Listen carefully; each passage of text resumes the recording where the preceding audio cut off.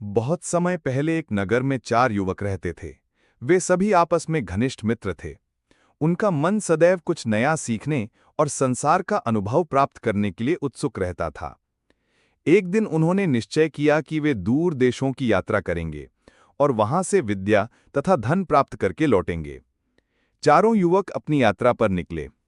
वे घने जंगलों से होते हुए पहाड़ों को पार करते हुए कई नगरों और राज्यों में पहुंचे। हर युवक ने अलग अलग विद्या सीखने का संकल्प लिया। पहला युवक ज्योतिष शास्त्र का ज्ञाता बना।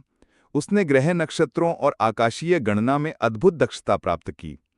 दूसरे युवक ने चिकित्सा विद्या सीखी और बीमारों को ठीक करने की कला में निपुण हो गया। तीसरे युवक ने पशु पक्षियों की बोली समझने की विद्या प्राप्त की। वो हर जीव जंतु की भाषा का अर्थ जान लेता था। चौथे युवक ने मृत शरीरों में प्राण फूंकने की विद्या सीख ली।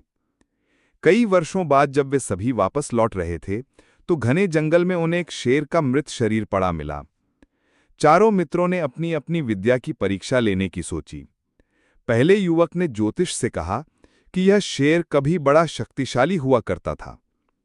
दूसरे युवक ने उसके घावों को देखकर कहा कि इसे बीमारी ने मारा है। तीसरे युवक ने जंगल के पक्षियों से बात कर पुष्टि की कि यह शेर सचमुच मर चुका है। तभी चौथे युवक ने कहा, मैं इसे अपनी विद्या से जीवित कर देता हूं। बाकी तीनों ने उसे रोकना चाहा, लेकिन चौथा युवक हठी था। जैसे ही उसने मंत्र पढ़े, शेर सचमुच जीवित उठ उठा और गुर्राकर उन पर टूट पड़ा। तीनों युवक तो किसी तरह पेड़ पर चढ़ गए, पर चौथा युवक शेर का शिकार हो गया।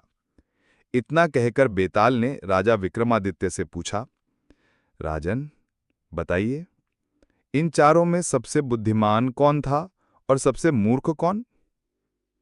राजा विक्रमादित्य ने उत्तर दिया, जो विद्या सीखकर भी उसका सही उपयोग नहीं कर पाया और घमंड में विवेकहीन होकर अपनी जिद में शेर को जीवित कर बैठा, वही सबसे मूर्ख था।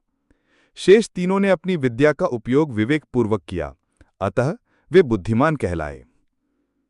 बेताल हंस पड़ा और बोला, तुम्हारा उत्तर सही है राजन, पर याद रखो, जब तक बोलते रहोगे मैं बार बार पेड़ पर लौटूंगा। यह कहकर वो फिर उड़कर अपने पेड़ पर जा लटका।